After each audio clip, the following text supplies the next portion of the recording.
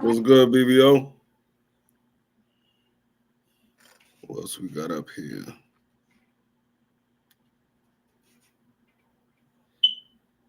Mm. What's going on, people? What's going on? It's your boy D Free. We got another episode of BBO Boxing. BBO got a topic up here. Why is Turkey trying to sabotage Tank Davis? And I think I know what BBO's talking about. There's a rumor or a report. What's going on, Juan? There's a rumor or a report. The reason why the fight is not happening in Houston is because Turkey was outbidding PBC. Every time PBC will come with a price for the venue, it's reported that Turkey will come with a higher price. So they end up changing venues. I don't know what's going on. I don't know how true that is. I heard the story earlier, but like I said, I don't know how true it is. But if that is true, I mean, we we're dealing with some people that's playing a dirty game right now because you messing up the fight for the fans as well as for the fighter. I mean, I don't see how that gained you any type of respect or any type of um, momentum in getting these fighters to sign with you or work with you if you underhandedly sabotaging their fight dates and their venues. What's going on, Big Dre? What's going on, man? What's going on, man? Figured I'd come on in. BVO sent me a text a little while ago, so I figured I'd jump on up.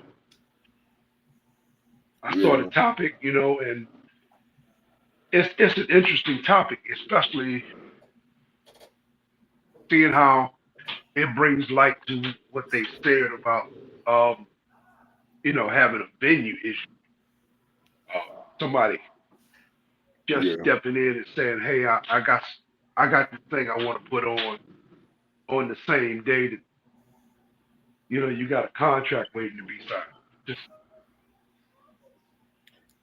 yeah. I mean, it's kind of it's kind it's of kind of underhanded what it is. yeah, very very. And like I said, it doesn't give you any leverage in getting fighters to want to deal with you if they find out that you actually purposely sabotaging their actual fight date. Um, I can't see anybody saying, "Oh yeah, let me go ahead and deal with him, so I ain't got to worry about him." It's more so they don't want to deal with you at all. Well, if you sabotaging this guy's fight date, it's not just his fight date you sabotaging. You got um, a whole undercard that they had planned. Yeah, That was like 9 fights on there. There was 9 good fights on that card. Um, not to mention, all of the staff and the workers who get a notification that, hey, we got something going on in this date, and now you got nothing going on in this date. That's playing with people's pockets, man. yeah, it is. It's definitely messing with people's pockets. Hold on for 1 second, Dre. Hold it down for about 2 minutes. Cool, I got no problem with that. You know, it's it's a shame that people gotta go through stuff like that. 'Cause, you get a notification that there's going to be an event, and you got all of the workers who would normally set up the event, and the security guards who have to work the event, and then you have all of the vendors and all of the workers, the ticket sales people. It's a lot of of moving pieces that go into putting on a fight um, of any magnitude, especially a tank fight. You know, where you're gonna sell out an arena that seats 15,000 people, and you got all of the setup and all of um, the expected cleanup and trash removal and um, the hotel rooms um, and all of the auxiliary stuff and all of the money that the city would lose or city would gain to make uh, over that particular point in time. The You got hotels, Uber, restaurants. Um, that's you bring 10,000 people into a city for a weekend event, and that's a weekend where you spend $5,000 over the course of a weekend just because you are there, um, eating, sleeping, moving around, rental cars, and um, the like. It's a lot of, like I said, it's a lot of moving pieces in it, and it takes away from the city itself when you have to shut down an event like that. So it's it has a lot of moving pieces.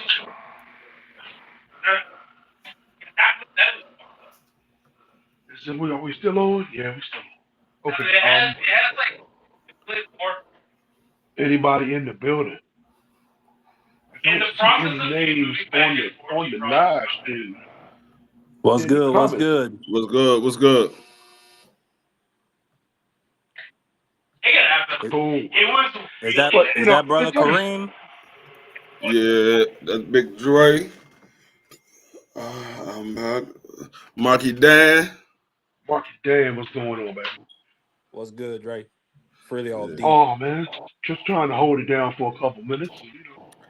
Keep on yeah. cooking on this thing because it's a Marky Dan, how you feel about if the reports is true about Turkey trying to sabotage Tank Davis fight date and venue? That is the reason why they end up pushing it back to March 1st and fighting in Barclay, because the report is that every time PBC came to um, the Toyota Arena with a price to rent out the venue for the fight, Turkey will come behind them with a higher price to try to get the venue.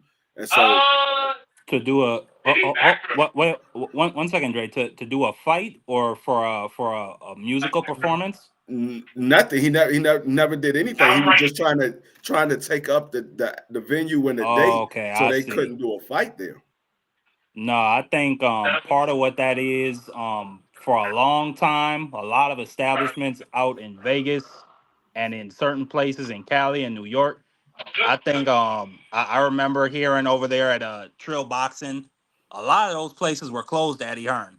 He was essentially blackballed because of his dealings on how he handled that Luis Ortiz situation with or no, was it Luis Ortiz? I can't remember which fighter it was, but some heavyweight that Eddie Hearn had bad dealings with concerning the PBC, and that just shut everything down. And they said, "We not effing with you." So I don't know if maybe Turkey is retaliating for that on Eddie's behalf, but I don't know. That just sounds petty.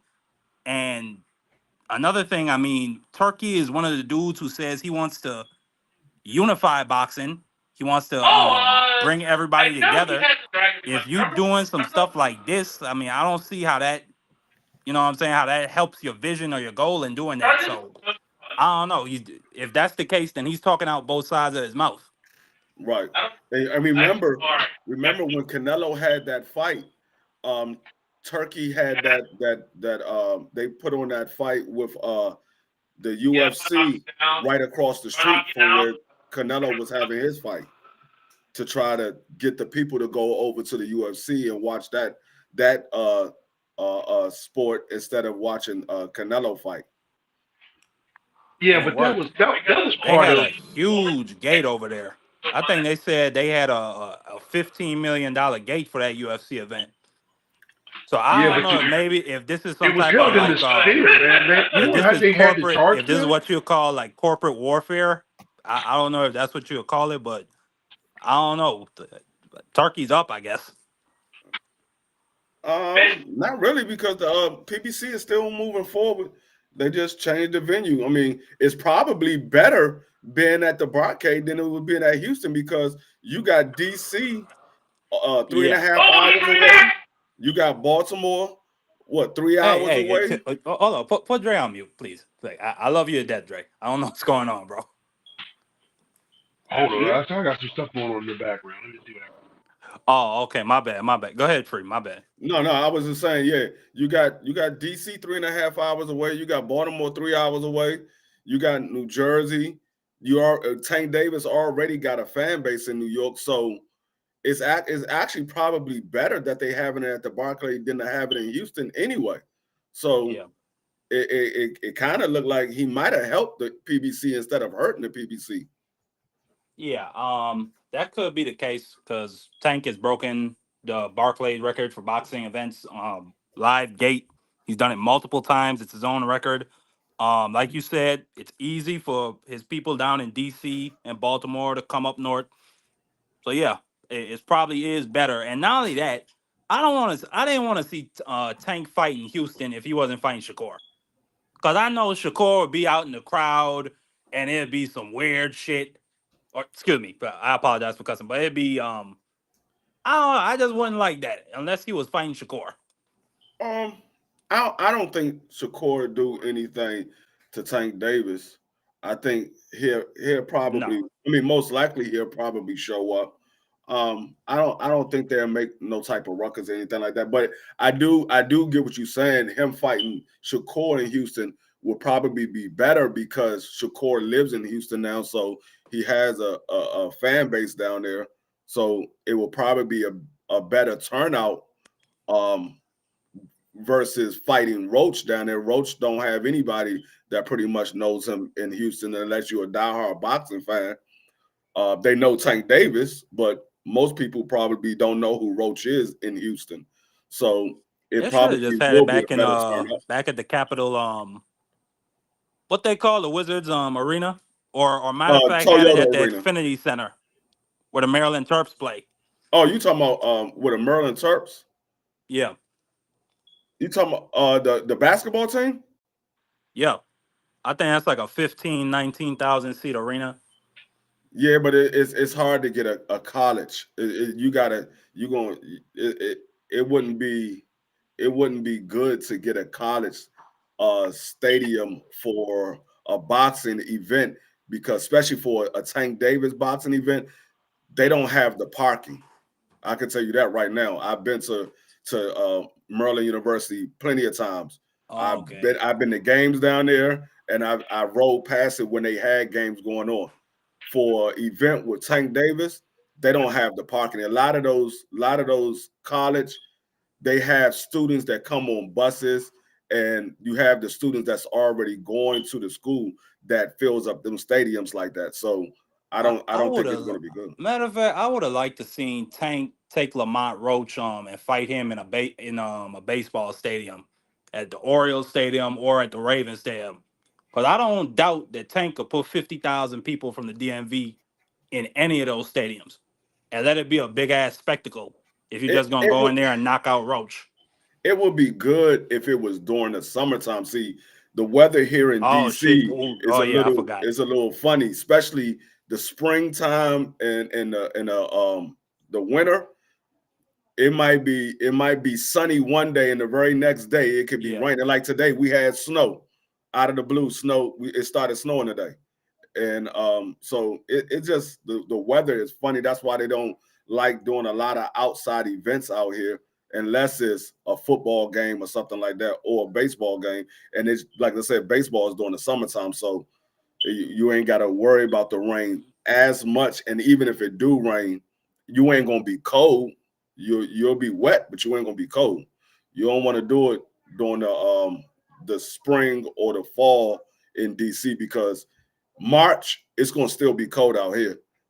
Like it start going to the summer, um the warmer time around late April, early May. That's when it started getting warm.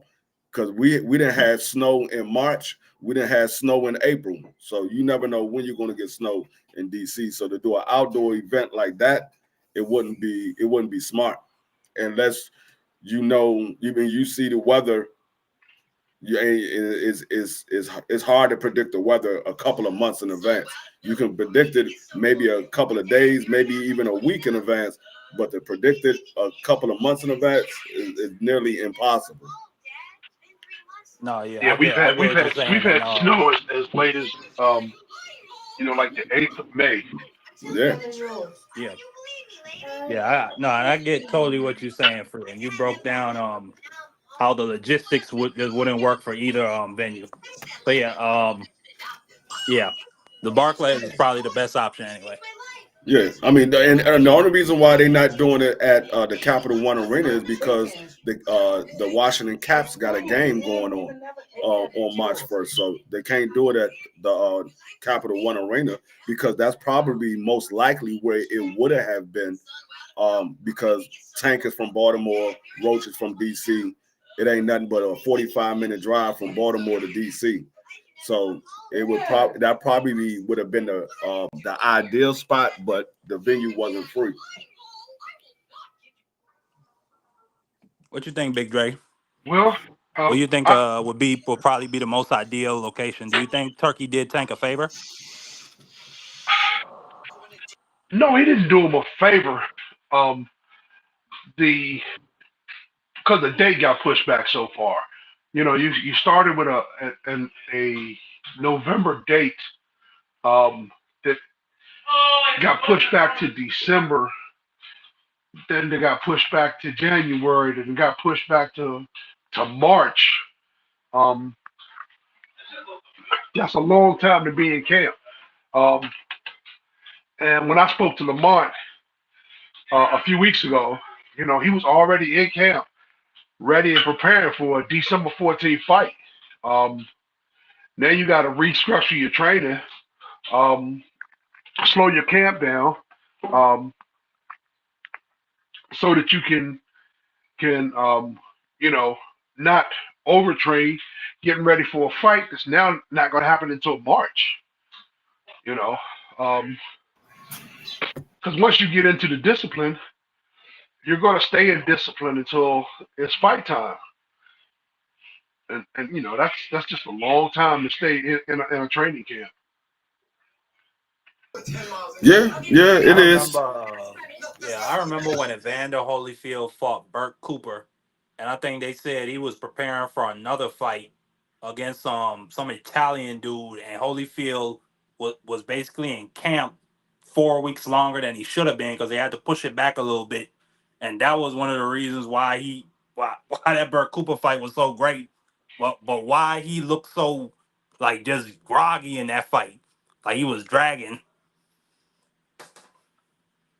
So yeah, You I know, get what you're saying with Lamont and why he would probably need to restructure his training and slow down and be more cautious with how he plans his training for this tank fight. Because you know, do they actually have a date for it yet? Free? they say March 1st. Yeah, they said March 1st. Um, Yeah, that's a long so time. yeah, it is. I mean, well, I think March 1st was the date they end up going with because um, it like right now it's kind of hard to get a venue because basketball season is going on, football season is going on, so they have to wait for the venue to be free, and it's the holidays as well, so it's kind of hard. That's why they wanted December 14th because it was free and wasn't nothing really going on. Which I mean, it's still the holidays were still going on. Um, I still didn't like the date because it was literally 11 days before Christmas. I was like, why would they book a fight in Houston 11 days before Christmas? But I mean, but I think March 1st is a is a good ideal time to make it because ain't nothing really going on. Football season is over with by March 1st. The only thing that's going on, the March Madness is getting ready to start up, but it's not started March 1st. It start, I believe, the weekend after March 1st. So that is kind of nothing going on at that time. Well, it's stuff going on, especially in basketball. You got college tournaments going on, and you got the um, conference finals. But Yeah. That's what I'm saying. That stuff that's is usually that. not done in your bigger stadiums. That's done on campus, um, with the exception of a few schools who use the professional arena for their conference games. Um, No, like I think I think the the ACC. tournament. I think the Yeah, tournament is the week after March 1st starts. The tournament starts up like the week after March 1st. actually, it No, but probably that starts yeah, but the he second talking week. about the conference tournaments free. Yeah, I was talking about the conference tournament. Yeah, I mean, yeah, but Let me check the date. ACC conference. See, like I He know ACC uses Capital One for Maryland games. Or no, they used to use ACC. I mean, Capital One for Maryland games okay. because So Maryland's in the the Big Ten ACC now. tournament started March 11th. So yeah, free might be right. It really might not be a factor. yeah, that's what I'm saying. It's after the week of March 1st. It's like the week after is when they start up the tournament. The conference is usually like the I mean it's still conference championships going on, but it's not as big except for the ones that's trying to get into the tournament.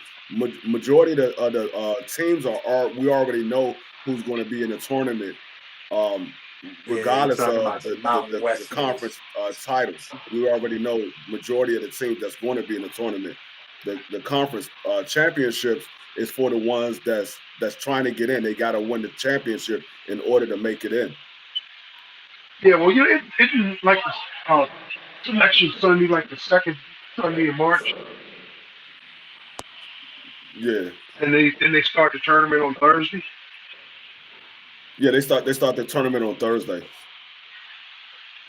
You know, it's it is what it is, and we'll get some good basketball. We'll get the tank fight right there in the middle of it. Um, I think um, like I Yeah, said, having pushed it back so much has um, made the fighters have to rethink their training schedules and you know push a yeah. few things back. But overall, I think it's going to work for them. But I think see the problem with what Turkey is doing is like Marky Dan touched on it. He's trying to unify the promotional companies, but with you doing if all the reports are true and you doing that, you keeping out one of the biggest promotional companies who have majority of the stars. They have majority of the stars. I think that could be viewed as an act of aggression from PBC on their part. They could view that as literally as a declaration of war, and they could start freezing out Turkey and whoever deals with him. But That's I what I'm really saying. wonder if we could get into a situation like that where That- boxing becomes more fractured because of what Turkey did. yeah, that's what I'm saying because, like I said, majority of the stars in boxing, majority of them are with the PBC. Majority of them. Now there's still some with Golden Boy. There's some with the Matchroom. There's some with Top Rank, but majority of them are over on the PBC.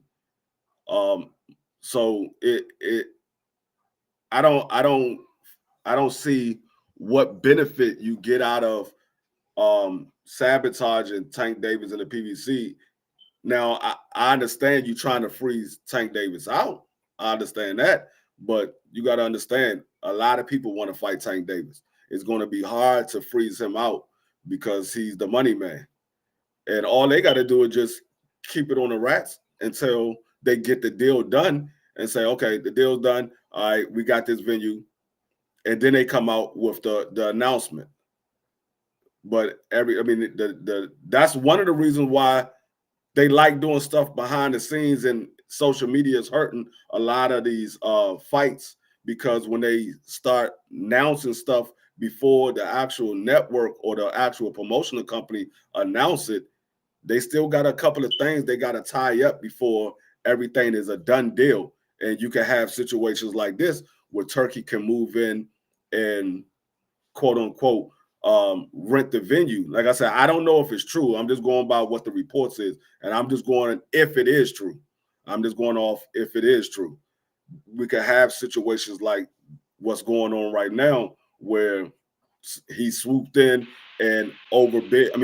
Bid higher than what Al Heyman and the PBC bid it on. It also makes enemies in that world, because here I am as a logistics manager in a major stadium. I got what I believe is a, a solid date Great point. with a solid event, and then here comes somebody else who's overbidding me, and I'm trying to figure out, is this legit?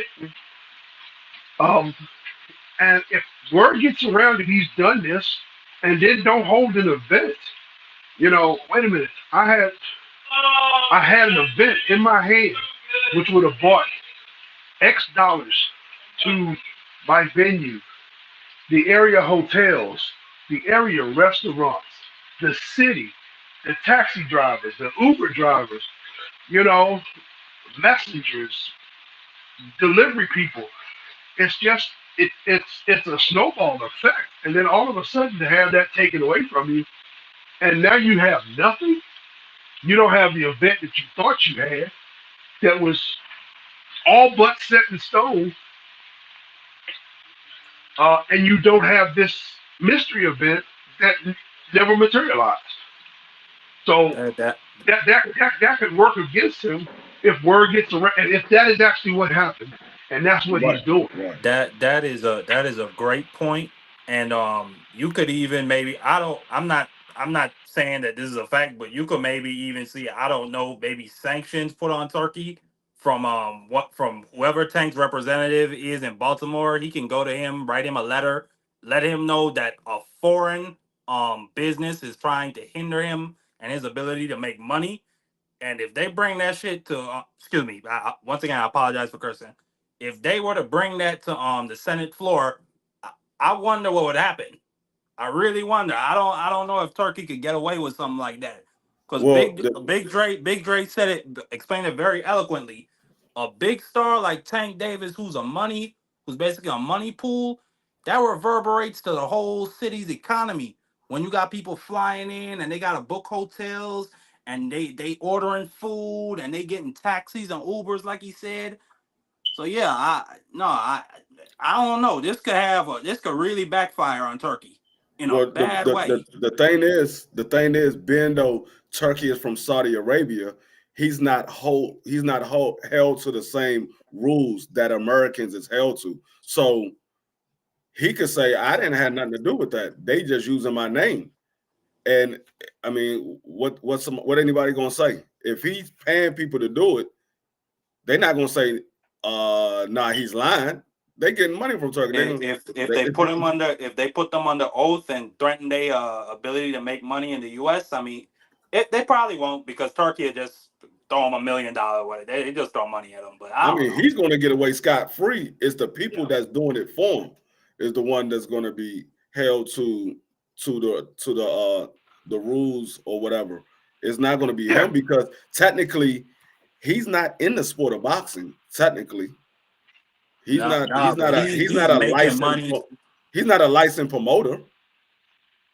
That's true. But let me see, dude, because I know Riyadh Season probably has some like child companies or what's the word I'm trying to think of? But they have got some smaller businesses that operate under Subsidiaries. it's on the tip of my tongue. Subsidiaries. I know Turkey had I know Riyadh Season has a couple of them in the US. Well, That shit could get shut down. it could be a subsidiary. It could be a shell company. It could be, Joe Schmo promoter, who um that's all he does is he works for other people, and he's been 12 different businesses in the last 10 years. You know, this week he's Joe Schmo Promotions. Next week he's Ravenswood. Next week he's Brickhouse and Backwoods and you know Doppelganger Promotions. Um, and he's operating under a different LLC in 15 different cities. Um, you know, making Yeah. deals, and some of them go through, and some of them, are just shadows and fake me outs. And when you do something like that, and he's probably got a handful of these people who can do such a thing, Hmm. um, who come in there with a check for, you know, $100,000 worth of earnest money. That is the waste. That is the giveaway. I want to put a deposit. Here's my 100 grand. And people say, okay, well, he just put down 100 grand on this space, and then he don't use it. You've made all of these plans and started this ball in motion.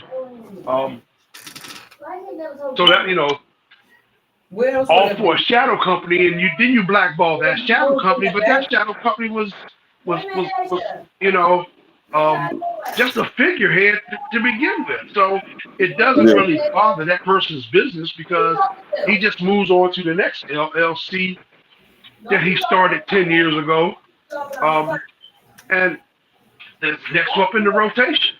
Yeah. And There's a lot of what scam artists out here who know how to do that. BBO put a little statement up here. He said the zone has lost over $40 million last quarter. Turkey business model is not sustainable, which I mean is true because he's trying to get other promoters to work with him. If he don't get those promoters to work with him, it's really nothing he can do. I mean, like I said, he's not an actual promoter. And I know that everybody said, "Oh, well, Bud Crawford is signed." So Bud Crawford is not signed, quote unquote, to him. Bud Crawford is working with him. He's getting fights for Bud Crawford, and they do the fights over in Saudi Arabia. But he's not an actual promoter. He's Well, not a see, licensed promoter. So, but the thing is, you said something. You said something earlier with Turkey and these small businesses that he might be using to do his dirty work. The problem with that is if you get enough if the word gets out that you're doing this, let's say if the word get out that you did this to Tank Davis, the fighters are going to look at you differently. They're not going to look at you like they want to work with you. They're going to look at um, why would I want to work with somebody that can possibly sabotage my career in order for me to work with them? So some fighters might go ahead and say, I don't want to deal with the headache. Let's go ahead and just deal with them. But other fighters might say, you know what, I'm not dealing with that type of individual. Another thing is all these people that were saying PBC was broke and Tank Davis was mad about him getting paid $3 million. It was just a bold-faced lie. It was a bold-faced lie. All that stuff was just made up. And Tank Davis never said anything about the money. We heard the interview from Roach, and he said everything is done. We just waiting for them to tell us what the date is and the venue. They was like everything is done. So how can Tank Davis be mad about $3 million if the deal is done? The deal is done. They just waiting on the venue. So I'm like, y'all out here reaching. Y'all hear one story and then y'all run with it with no evidence of the story being true. I mean, we heard multiple reports that it was a venue problem. And then it come to find out it is a venue problem. It was somebody, and like I said, if everything is true, somebody was outbidding them. So that was a venue problem. It wasn't a money problem. They got money. They had the venue. Far as they knew, they had the venue booked. Somebody came and outbid them. So it wasn't a money problem. It was a venue problem. The venue was looking at, hey, these people are offering me more money. I'm gonna go with the more money. Now you don't have the money or the fight. You just got an open date now. From what I hear, GTD promotions is solvent unto itself, and if it, and he's got the advisors that he can literally put on the fight through GTD promotions without the assistance of the PBC. When you bringing in that type of cash, Canelo can do the same thing. Floyd Mayweather, has put out the blueprint and showed that, hey,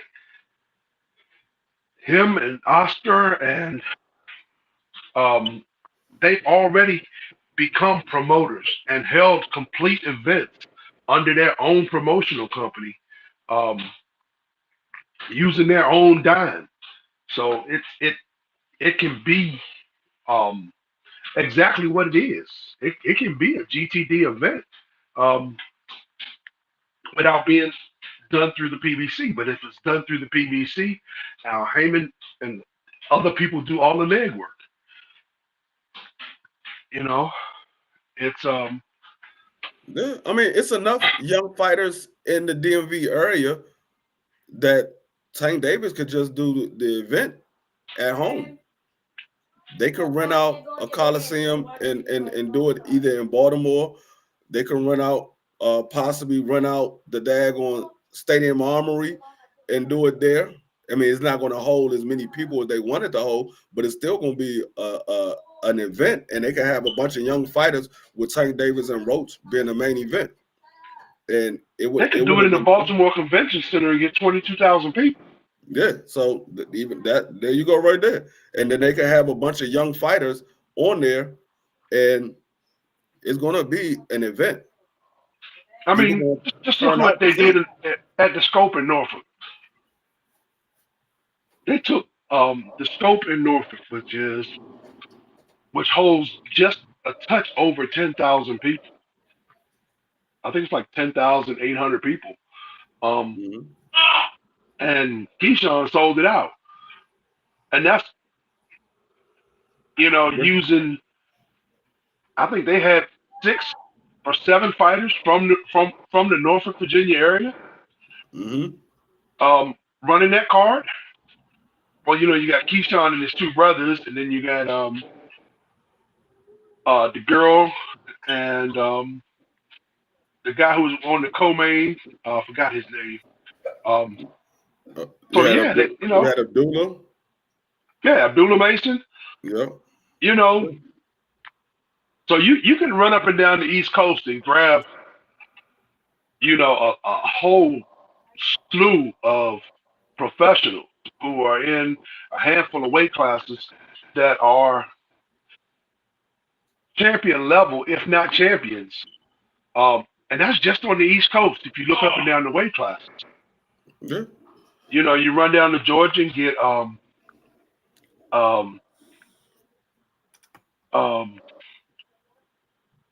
damn, I'm having a brain lock right now.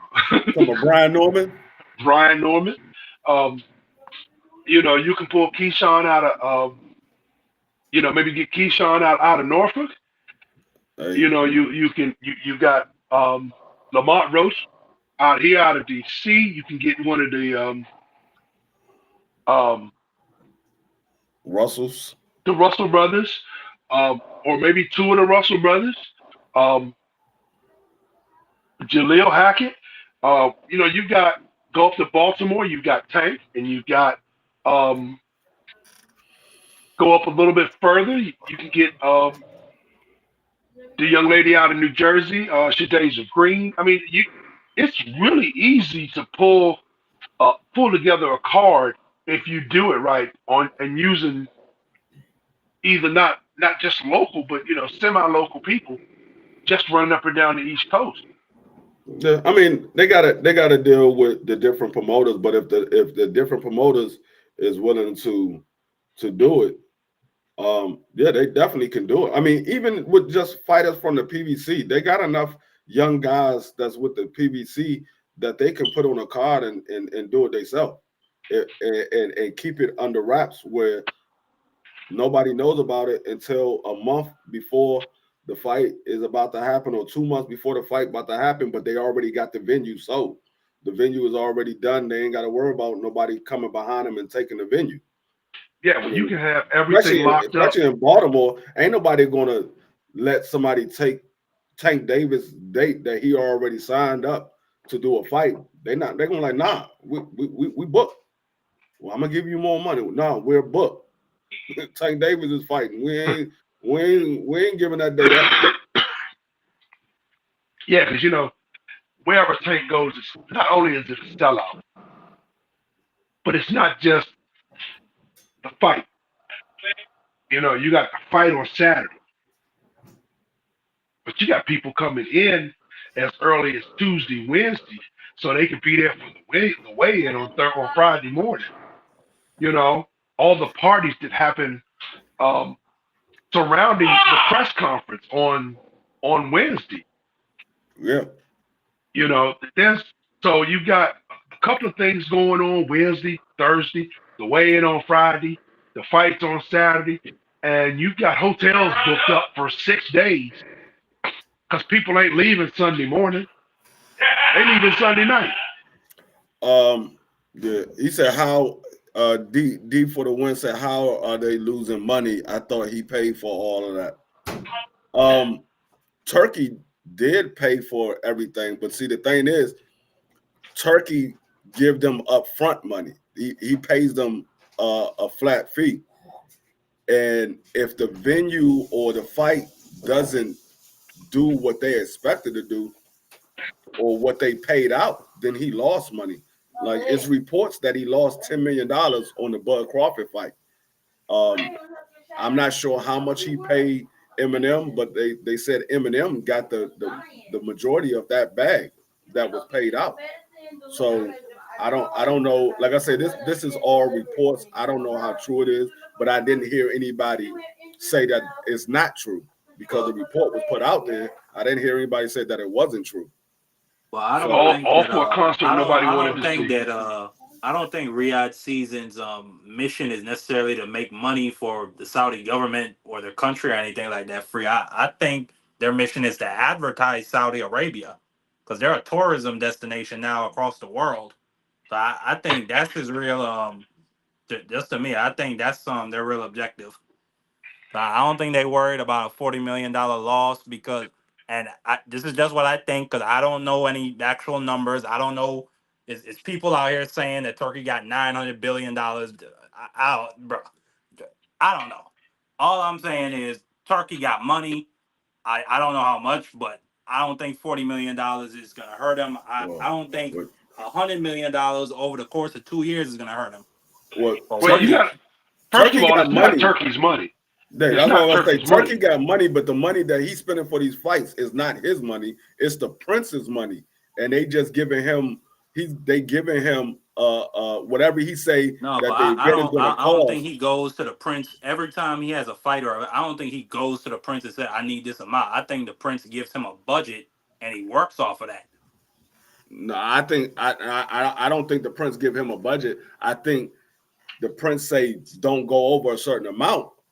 I don't think they give him a budget. I I think mean, I think that's pretty much the same thing, free. Like yeah. But I don't. if he gives you a cap at the beginning of the year, and then like at the end of the year they look over a net loss or a net income, I think that's pretty much the same thing.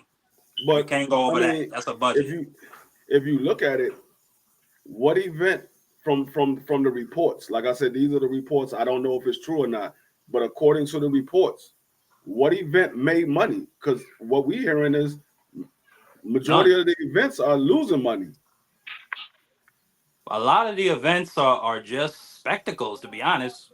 Francis Ngannou versus AJ, Francis Ngannou versus Fury.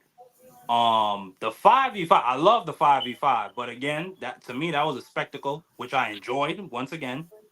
But yeah, I don't even think Turkey. I think Turkey's just talking fluff. I don't even think he's interested in making the big fights. It's all just I've been about said that. attracting I've been said that. attention to Like yeah, people yeah, keep no, and saying I've Turkey. got I've realized that over the past couple of months. See, Yeah, this is the problem that I have with it. Like people keep saying Turkey is giving us the fights that we want, and I'm outside of maybe two fights. What fights have he given us that we I give him wanted? credit for Fury Usyk. That's about it. Yeah, Like I Fury said, Usyk was good, but aside from that, that's what I'm saying. I mean, he gave us. I'm not gonna. Well, Fury Usyk is a fight that the fans wanted because they wanted undisputed for the heavyweight. The 5v5, They we wanted gotta give they him credit wanted for that. The undisputed. 5v5. They wanted undisputed for the light heavyweights. But these other fights, we wasn't asking to see these fights. We was asking for other fights. Like we was asking for AJ and Wilder, not AJ and Wilder to be on the same card. We was asking to see AJ and Wilder fight Yeah, that each was some other. weird. That was some weirdish. That was weird. So I mean, I don't see the fights that he giving us that we want outside of maybe two fights. Now, I'm not saying that the cards are trash. Few of them have been trash, but the main events are the ones that we was for some of them are the ones that we want we was okay in seeing. But like I said, outside of like two fights, I don't see the fights that he putting on that we wanted. I don't see it. I see he's giving us fights, but I don't see the fights that we want. He's not doing anything any different than what these other promoters. They make an offer and it's up to the fighters to accept the offer. He's not doing anything any different. but other than the fact he's making bigger offers, Yeah, you he's know, making bigger offer, Yeah, but he's still making an offer, and it's still you up know, to the fighters. Because if the report is true, he offered Tank Davis $20 million to fight Devin Haney. I don't know if it's true or not. That's what everybody keeps saying. If that is true, he offered Tank Davis $20 million to fight Devin Haney. Did we get that fight? No. no, because Tank had just made over $40 million fighting Ryan Garcia. That's what I'm saying. So he's So Tank making just, bigger, he's making bigger that's offers, but it still ain't producing the fights that we wanted. It still ain't yeah. producing the fights that we wanted. He gave us Bivol, Beterbiev, and Usyk Fury. I give him credit for that. But I don't know. I really thought Turkey was gonna, and he I don't know. Maybe over the course of a couple of years, as he gets more as he puts down more roots in the boxing game, maybe we could see the revolutionary transformation of the sport. I thought he would bring. I really thought that he was gonna sit all these promoters down, put No, I don't I'm know gonna how tell you, much money on the table, and tell them, listen, we forming a super league. Whoever doesn't want to get on, you're gonna die. You're gonna die Turkey outside of our super league, Turkey and did the that would have same been that. thing that Eddie Hearn did. He jumped in here thinking he was going to change everything, and he didn't change anything. He thought he was going. Eddie Hearn. Remember when Eddie Hearn came in? Oh, we about to put it in the pay per view. Now Eddie Hearn is doing pay per view. That didn't go nowhere. And then you got you got That's the funniest shit ever, you freak. got Turkey coming in here. Oh, I'm gonna put all these promotional companies together, and we're gonna make all the fights that we want to see. That's not happening. It's not And happening. they talk so much ish about the zone being, oh, this is the new way to watch boxing. Them niggas on pay per view 2 years later, talking about they lost close to $1 billion. Yeah, because they was paying out those big bags and thought they could do it for without having to put it on pay per view, and they The realized, arrogance. oh, we paying out too much money and we not getting nothing back in return because a lot of people still don't have the zone. They was only signing up to see Devin Haney or see a certain fight. Once those fights was over, people was like, okay, I don't need to see the zone no more.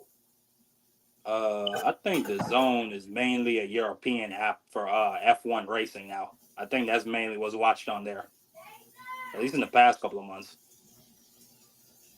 Because I mean, to be honest, I mean, outside of the UK, a lot of casuals don't know nothing about the zone. They don't know nothing about the zone. They unless you tell them, hey, they fighting on the zone. They were like, what's the zone? I'm like, it's another platform. You gotta download it and subscribe to the joint. I'm not doing that just to see one fight. And then I gotta pay $29 and then turn around and pay another $60, $70 just for the fight. I'm paying almost $100. Nah, that's all right. Cool. I'm cool. That's why niggas stream now. I mean, it It's a just like I said. that's predatory to me. I think like Eddie Hearn. I think he got in here with a lot of money and thought he could change stuff because he had a lot of money, and he realized these fighters are different. These promoters are different. They just because you got a lot of money, they're making a lot of money. Unless you're gonna change, you're gonna pay what they can potentially make for the duration of their career. They ain't joining you. They might work with you with a fight here and a fight there, but they're not giving up their business so you can be the sole control of their company when they've been making millions before you got over here. They're not doing that. Now Eddie Hearn's doing that because Eddie Hearn is trying to find any way where he can fatten up his pocket. He don't really care about the fighters like that anyway. He just trying to fatten his pocket. We know. Go ahead. I was saying we know Eddie trying to fatten his pockets because, and you know he makes all these promises, and he's finding it hard to deliver on. You know, he signed Boots and promised him unification, and Boots ended up in a damn purse bid with Karen Kukadajian for a mandatory. I mean, it wasn't even enough to, and it wasn't a fight that he wanted. It wasn't a fight that he really wanted to get up for. He'd already been there, done that. So now he's got to do this again because Eddie didn't move fast enough. And see what a lot of and didn't offer enough money. What a lot of people I fail to don't know realize about is that, Dre. when you sign because in with these promoters, they can't promise you anything if that fighter is that not I agree signed to with. them. Yeah, If that fighter is not signed to them, they can't promise you a unification. They can't promise you a title fight. They can't promise you a fight. And even if that fighter is signed to them, it's still up to the fighter to sign the contract. They can present it to him. The fighter can say, "No, I don't want to fight him." So I agree with you on that, D Free. I don't think you could ever promise or guarantee Boots or Boots or any fighter that's under Eddie Hearn a PBC fight with Mario Barrios or a Brian Norman top rank fight. Because as far no, as you I can't. know, Eddie Hearn doesn't really have the best relationship with either Bob or PBC. Nope. So No, he doesn't. I don't know, man. Boots. But when he came, when he made the offers, What I was about to say, Big Dre, I disagree with you on this. I don't put it on Eddie Hearn so much that those fights didn't get made because he reached out to Barrios, he reached out to Stanionis, and he reached out to Brian Norman, and and what was people could say he didn't offer enough money, but I mean, from what I hear, he started at 700,000. Brian Norman I think these people said he started at like 2.8 or 3 million. Eddie Hearn got all the way up to 1.7 or 1.8. Yeah. but And what was the Brian Norman was at 2 million. So I mean, what bruh, what was the unifying theme between all three of those fights? What did all three of those camps say? we What don't did want to all fight three? Boots. No, it wasn't that they didn't want to fight Boots. They Oh all no, said it wasn't enough money. Yeah. All three camps said it wasn't enough money. And see, They the come thing in is, I'm gonna tell now. you the reason why I Granted, blame Eddie Hearn is because you made the promise that you can deliver these fights. So for you making that promise, it's the same way like Devin Haney or Shakur saying they're gonna get a knockout and they don't deliver. You can try all you want to. You That's didn't deliver, so you're to blame. You could try all you want to. You didn't you know. deliver. You said you Actually, was going to do something, that's a good and you point didn't do because it. no, that is a great point. And now that I think about that, I have to agree with Drake. It is Eddie Hearn's fault. It is Yeah, because if because you he, did make the promise, then what's another or excuse me, what's another $200,000 to get the 2 million to get the Brian Norman fight? yeah, that's the Cause first you step made, cause in you like, unification. bro, you don't want to like you two fights in, and we got David Avanesian and Karachuka Kazazian. Yeah. Come on, bro. You signed the man for a It three doesn't fight matter deal. if it's his money, BBO. He made the promise. When you make a promise, you got to deliver on that promise, or you just out here making broken promises.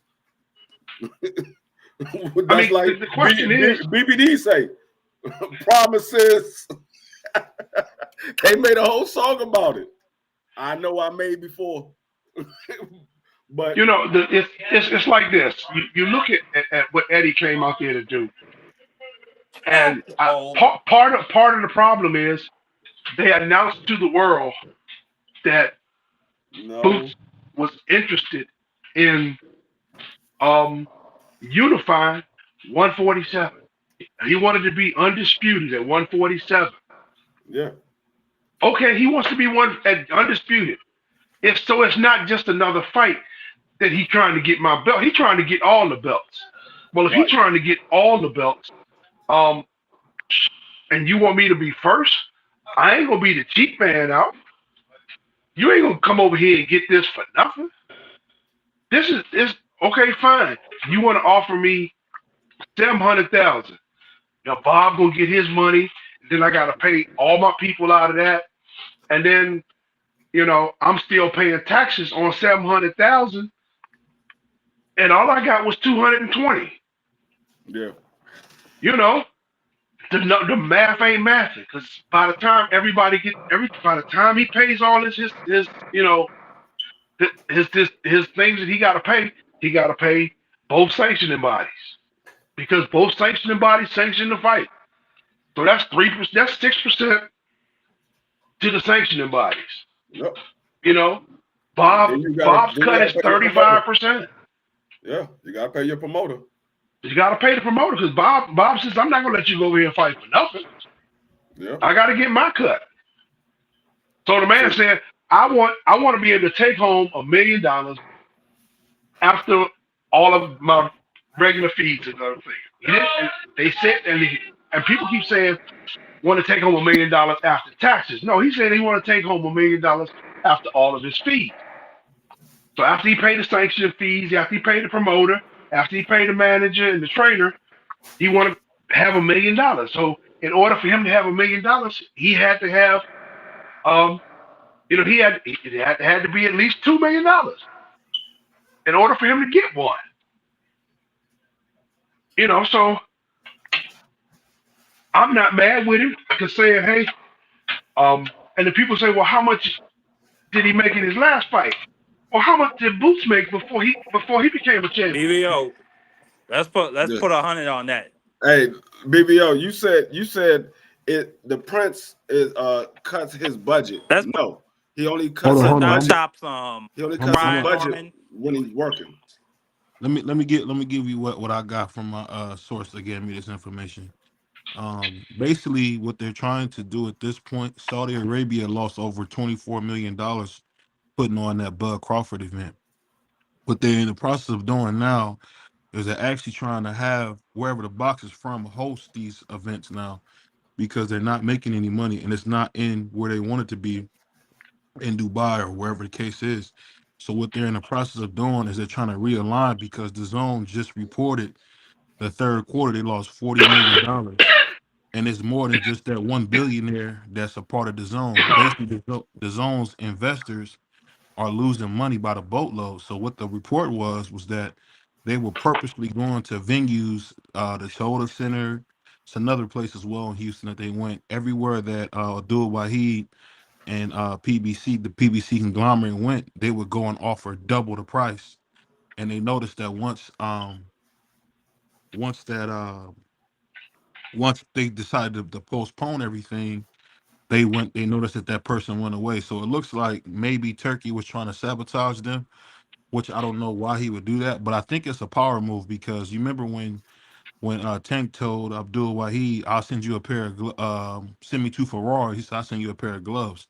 To me, that was really a threat, and I think people kind of missed that. And I just think overall, I don't think it was a I threat. think overall, I think overall, what they pretty much are dealing with is just they're not making the money that they're putting out, and nothing can sustain if you're not making the money back. This is just the reports that I've got. I got an insider who's kind of doing some work for the zone directly. That's kind of what they're doing at this point. Yeah, yeah. I heard about it earlier. Um, but I was talking about what you was talking. You said the prince is cutting his budget. Um, he very well could be cutting the budget, and this is why I keep telling everybody this is not Turkey's money. He got to get the money from the prince, and so when he getting the money from the prince ain't seen nothing coming back. He just giving out money, but ain't nothing coming back. Nobody's going to keep giving out money and not getting anything back. I don't care how much money you got. You're not going to keep giving out money and nothing coming back. And um, so he's trying to get these fighters to work with him so he can get a profit back because he know the biggest fighters are with the PBC. The biggest fighters. You got Tank Davis, you got Canelo Alvarez. Those are the biggest fighters in the sport right now, and they're both with PBC. So um, he's trying to sabotage Tank because Tank don't want to work with him. Tank don't want to work with him or Eddie Mhm, Hearn. He don't want to mhm, work with either one of them. So he like, well, if you're not gonna work with me, I'm gonna make sure you can't work nowhere else. But mhm. you don't have the power to be able to do that. For one, you from another country. For two, there's always a way around it. They can go secure a venue without you even knowing. You might think they're going to do a venue over here, and they go do a venue somewhere else and have it signed, sealed, and delivered, and they can't pull out. They can have it where if you cancel my venue, you owe us money. So if Turkey go outbid me and you cancel my venue, okay, give us our money back plus some more money that we could potentially have made by you canceling the venue. So they can do that one or two times, but once these venues start realizing, hey, they just outbidding them, but they're not even putting anything on. They're not even giving us no actual fight or no concert or anything like that. We just losing money. They're gonna stop dealing with Turkey and say, nah, we already got somebody that booked this venue. We're not doing that again. We did it and lost money last time because now Mhm. Toyota Arena don't have anything. That date is just free. So you lost the Yeah. fight for Tank Davis and Mhm. Turkey didn't put anything on. Like I say, if this is true, I don't know if it's true. This is the report. So if it's true, I'm not gonna say that it is true and it's actually false. I don't want to put anything on them, but I Yeah. heard this multiple times today. And so if this is true, you got a venue now that's without a event, and they could have Mhm. potentially had made money that day, and now they're not making any money. I agree with what you're saying. I think the hard thing, let me see if Trey owns on back on here. I think the hard thing is just that when you're dealing with a foreign entity, man, it makes it tough because if they were to do what's is being accused of, if I was PBC, I would go to the government and say we got foreign interference because that's highly illegal to mess up my business because you're a foreign entity because anybody else would get sued for doing that. So it's just one of them things where it just lets you guys know that boxing is worldwide. Remember that when one of the biggest fights in the world, the great Floyd Mayweather Jr. versus Conor McGregor, that wasn't in the octagon. That was in the boxing ring. So the square circle has the potential to still be the biggest sport in the world. We just gotta really, as fans, kind of bunker down and kind of, pay for these fights. In my case, I'm gonna start trying to go to more fights because I think that they need our support. In our sport, say what you want Mhm. about Abdul Wahid, I think he's the guy that we might have to get behind because it looks like he's the one God chose, and you can't really beat that. Y'all wish it could have been Devin Haney. Y'all wish it could have. Yes, I hope it could be Emiliano Vargas, but at this point, it's Tank. So you got to kind of take it for what it is and just support the man. Because I'm sure a lot of people didn't always want to support Floyd, and I think Tank kind of fits in that mold. Not very likable, not somebody I would want my children to be like, but he's the one that God chose to be the star, and this just is what it is. But I'm not sure who come on next behind. Who comes on next after us? I'm not sure. You know who comes on out there? It's Big Dre. The Rise should be coming on tonight, but I don't know. But I haven't seen anything. I didn't check their channel Okay. today. If Um, not, you definitely. they've been MIA most of the week. I mean, I thought they were coming on last night and they didn't. Um, and Well, they doing their thing, but BBO Boxing is here, and I'll tell you this. Shout out to my man God's Property. We got a new show coming on Sundays at 7 o'clock. It's gonna be the God's Property BVO CDK show coming up. Everybody knows GP. I think he's from West Baltimore. Mr. Crab Chips himself, Dunbar High School graduate. I'm gonna get him out here. I think the kid's immensely talented. Him, people like B3. Um, I tell you what, man. GP and B3 are some of the only guys I've ever seen that have come up here and lie to the people with their back straight. So I want to help those guys do their thing, man. Because whenever you that entertaining, I love it. But let me ask you this real quick BBO, before we you go, my Big J. brother, Let and I me ask love you. you. You talking like BVO now. Here you go. You talking Yeah, like BVO now. yeah, It's because 7 p.m. It's 7 every p.m. time you hear that, you know there was a lie going somewhere. Uh, All right. Hey, Jay. yes, Why sir. do you do that to me? I'm your brother, man. Why you doing that to me, man? Because every time I hear the words "you my brother" and "I love you," it was either preceded or followed by a lie. You be capping, man. I think you are a troll at heart. You just don't Well, know it yet. to say the word troll is very hurtful and crazy to say because I'm your brother. I would think you would know better than that. I Yes, and just I got a love you. different opinion. I got a different opinion. Um, It's because you know all what you know what I'll be. I'm gonna tell you what got BVO into boxing. I grew up watching HBO boxing. One of my favorite people to watch was I just lost his name. The sportscaster, man. With the gray hair. You know Jim what I'm Lamb. talking about? Huh? Oh no, you talking about oh God. He was on. Uh, He was on with Jim Lampley. Um, I just forgot his name. I don't know why I yeah, I know forgot who his you're name. talking about. The gray hair. He's like the star of the show. Him. He always have him, Roy Jones, and the great Max Kellerman used to be on there with him. But that's I grew up watching HBO boxing. And I'll be honest, HBO boxing kind of shaped the way I see the sport. It just does. I see the sport through a different lens. Because I'm a fighter. I'm a sorry, excuse me. I'm a fan who enjoys the Mexican come forward style. I'm in Cleveland, so if you're in Cleveland, Ohio, you're pretty much in Puerto Rico. So you know you're going to be you're surrounded with Spanish fighters. You're going to be pretty immersed in Spanish culture. So I just Well, say this, man. Go ahead. I also grew up watching HBO and ABC's Wide World of Sports with Howard Cosell and Hmm.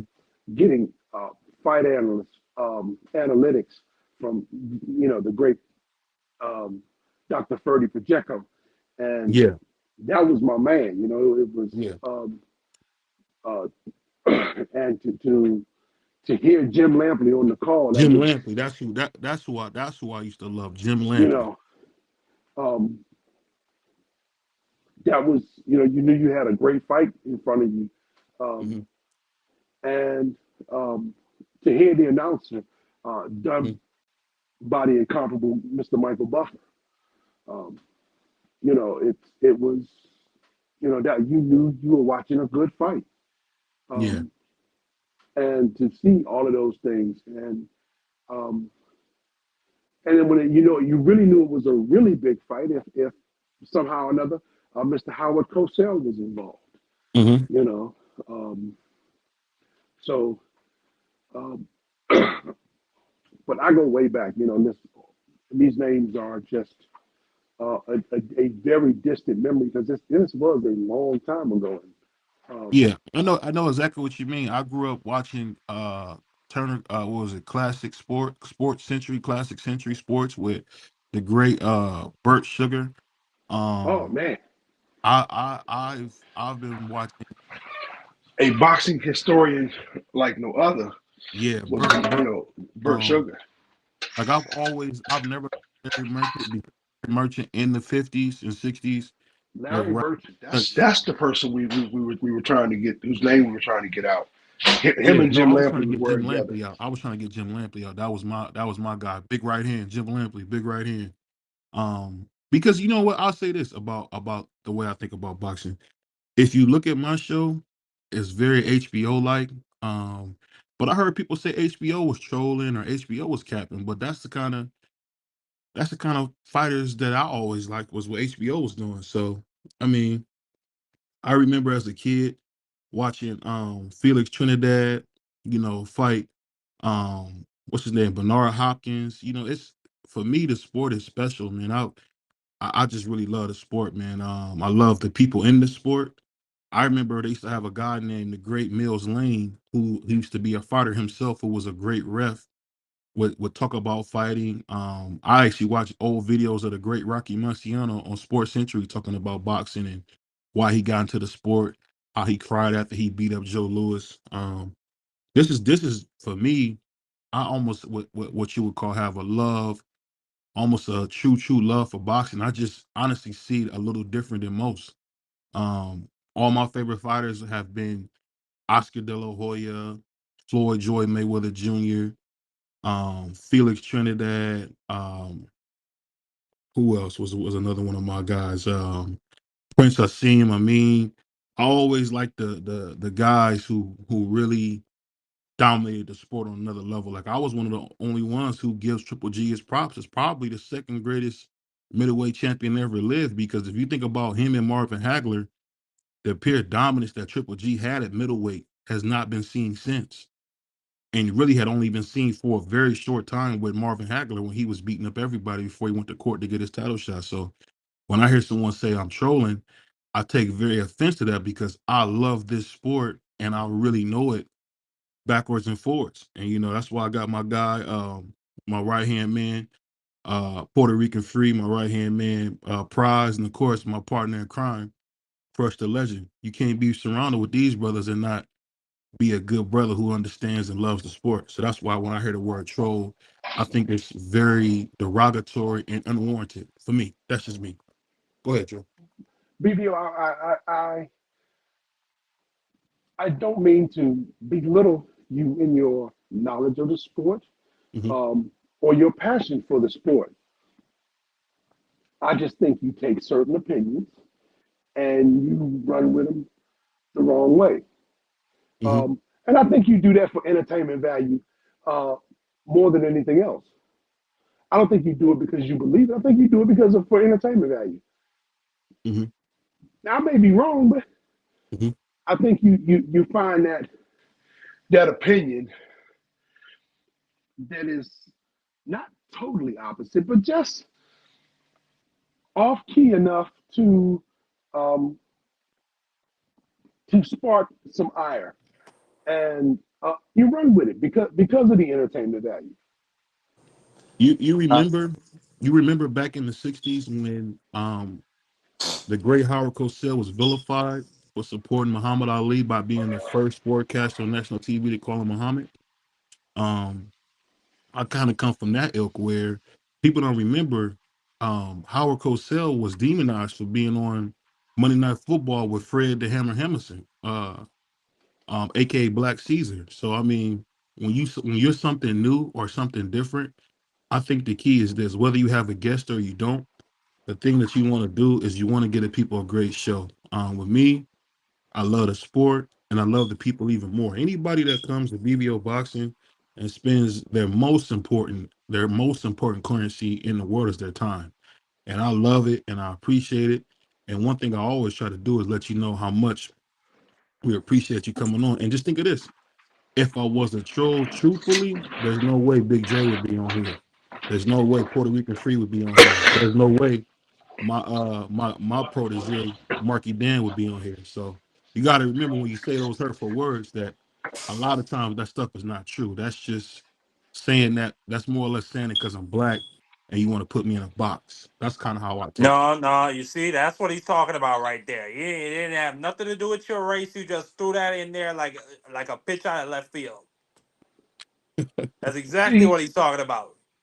see, And there's his, nothing wrong with that, BBO. You're a good time. You're a fun time, bro. I I love think you for your opinions. you Yeah. do some of the same things that Truth does, and that Boxing Hacker does, and sometimes Frequent Flyer. Mm-hmm. Um, you know, you can present a good argument from both sides, and Mm-hmm. you take that contrarian attitude and that contrarian point of view, and you make that argument again, just to spark some ire and to um, and do it for the entertainment value. I got no problem with that. I sometimes, like I said, sometimes I think it's trolling, but when it's for the entertainment, that's what we're here for. Mm-hmm. Um, and we're not always going to agree on a whole bunch of Right. subjects. Mm-hmm. Um, but sometimes I think we agree more than we don't. For sure. But because there's nobody on the opposite side of the argument, Mm-hmm. you run over there, pick up that axe and start grinding. You know, You know, and I think what happens too, um, is because I make such great points. Sometimes you say to yourself, you know what, this guy can be serious. How does this guy who knows the sport in ways a lot of people don't understand the true value of something? Like there was whenever a fighter does something, whether it's egregious towards women or racially, I've had to let a lot of fighters that I love go. And it's because at the end of the day, what you want to do is you only want to support those who are making sense or those that are actually role models to the community. Um, and I think for me, when you talk about boxing, I really have a love for the sport. I mean, that's one of the first things that brought me and D Free together because D Free's a master debater. D Free get up here, he use it as a weapon. He'll use his Puerto Rican powers and he'll beat you in a debate. I mean, and we come together as a team. I'm telling you, we got the best show on YouTube. And I look at the opportunity of where we are, how we growing. I really can't say it's nothing but the grace of God because, like I said, for a black man, Puerto Rican, um, a Jamaican, and I don't know what prize is, and you know Sugar Cane Marky, man.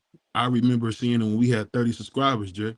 I remember those days. That was just last year. You know what I mean? So you know what they say: if the BB, product ain't good, what am I? You know, a movie I want you to watch to understand BBO boxing.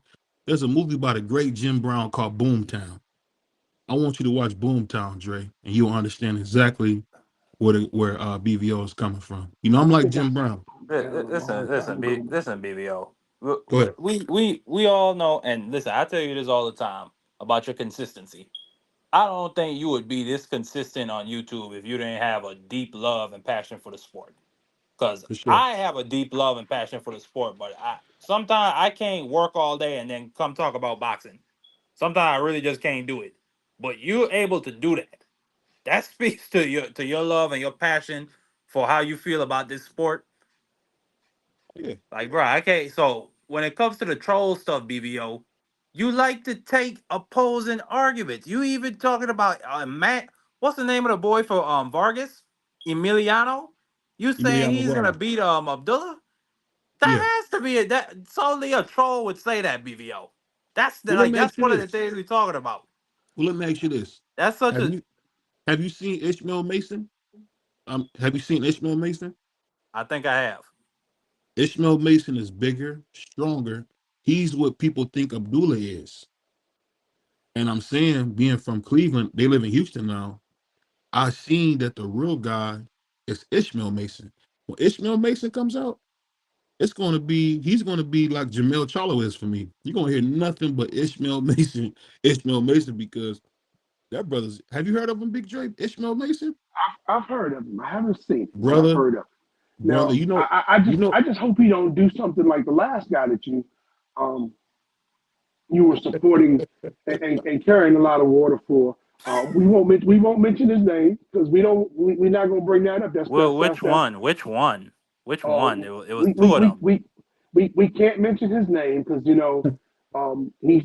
he became out there and went out there with those racist statements talking about monkeys and bananas and you know and yeah. his pops using the N word and it wasn't a good look and it took BBO 2 weeks to drop him. Um, I don't know if you're Free, it talking take me about the 2 weeks. Honduran or the Mexican. Free, it take me 2 weeks to drop the Honduran How long did it take him to drop the Mexican free? instantly. Lies. Hey, You free, said just how like long it take him to drop a Mexican? no, No, they talking we about not you know said we're who. not saying their names. We're talking about the Oh, Mexicans and the Hondurans well, boxers who like to make I put racist it this way: statements. if he wouldn't have never said a racial slur, he would have never dropped him. right, but even though once he said it, it still Hey, took him, if I'm not mistaken, about 2 weeks before he but finally I washed told his hands. BBO a long time ago, it's no problem being a fan of him. Just admit that you are a fan of him because you say you're not a fan, but you always defending him. So what's the point of saying you're not a fan Yeah, if you look you're constantly dishonest. defending them all the time? And like I said, there's no problem being a fan because every fighter has a fan. They all got fans.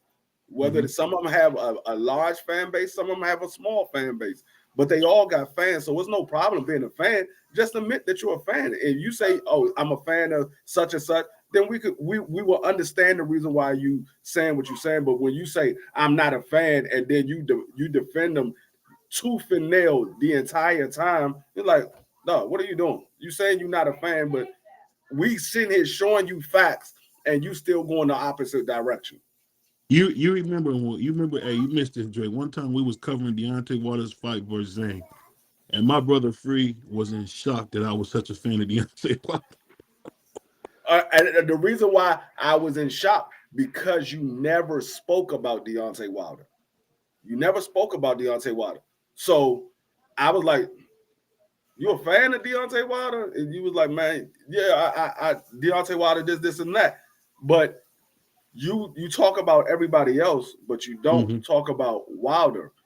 The only Mm-hmm. time I ever heard you mention Wilder is when you were saying something bad about Wilder about the whole Mike Breland situation. That's the Mm-hmm. only time I ever heard you talk about Wilder. So for me to see you act that way about Deontay Wilder losing, it was a shock because I never knew that you was a fan of Deontay Wilder. Hey, Dre, that boy Free made it seem like I was about to cry or something. Man, he was going overboard. I was like, hold on, Listen, man, this man about to cry. when your boy made those comments, you spilled like 8 buckets of water, man. Yeah, you even defended that. You was like he was just joking. And I'm like, Yeah. no, you gotta be a fan in order for you to say that. You gotta be a fan. But then when I heard him come back with the other stuff, I was through with it, man. I Yeah. was shocked. Once you realized I, that he was serious, then you was like, you know what? I can't support him no more. But up until that second time you heard him say it again, and he gave a reason why he said what he said, if he would have never did that, you would have still took it as he was just joking. that's a fact. But the cool thing we learned today is that BBO boxing, D Free, um, Marky Dan, Prize, Big Dre, Prize, Crush, working together works, man. And I'm waiting with great anticipation, man, to see what we do, man. Because working together works, man. So you know what I say to you, Dre? Assalamu alaikum wa alaikum salam. Well, I want to try something because I haven't done this in a while. But you know, the JBT is having a raffle, and I want to try this live one time. Go The ahead. JBT is giving away a bag for the holidays. That's right. I said a bag for the holidays. We're having a 50-50 raffle where it's $5 to enter and you get 5 entries for $20. The winner will be announced on December the 21st following the Alexander Usyk and Tyson Fury heavyweight bout. Send your entries to $JBT Network One. That's $JBT Network One. Use the code RF1 on the comment line and you are entered. Remember, enter early, enter often. Another great contest brought to you by the JBT Curtis Sewell Treasury. Oh man, I think I did that right. That was perfect. Yeah, That was perfect. yeah. I thought he was running a commercial for a minute until I saw your screen moving. But hey, you get it on December 21st, right in right. time for you to do the last minute shopping. That last minute shopping. I mean, because it comes out because they holding this fight in Saudi Arabia. It comes on in the middle of the damn afternoon. So by 5 o'clock, you're watching the main event. By 6:30, we will be spinning the wheel, giving away some money, and the winner will get half of all the money collected. That's right, half of all the money collected. Get your entries in now. Get them in early. Get them in often. You gotta play to win, and the only person that will not win is one who does not play. Yeah. You know my favorite drop to hear you say, Big Dre, uh, coming from Coffee God's break. favorite city, Cleveland, Oh, you Ohio. like? I love that. I don't hear. You say you love it, but I don't hear it. I don't hear it. I listen to your show all the time. I listen to Crush in the morning, and I did one for Crush in the morning, and I don't hear I'm it in the about to morning. say I Well, don't know how to. it's not on this. It's not on this new platform. It was on the StreamYard. He got to upload it for the new platform. Yeah, I'll Okay, be honest with you, we all trying to learn this new platform, bro. I'm just being honest with you, man. It listen, looks good, but it's I real got buggy. you. Listen, I'm still trying to learn CapCut, and Remo got me because he did that new commercial for the damn raffle, which he called HR and shit. It's funny, it's different, and it works. You know, um, Yeah. so I got to up my game and stuff. So um, I'd like to learn how to do video so that I could make a video Hey, and then do the voiceover. Because I got some ideas out there that I think would be really nice. hey, bring him over to boxing, man. I'll help you out, man.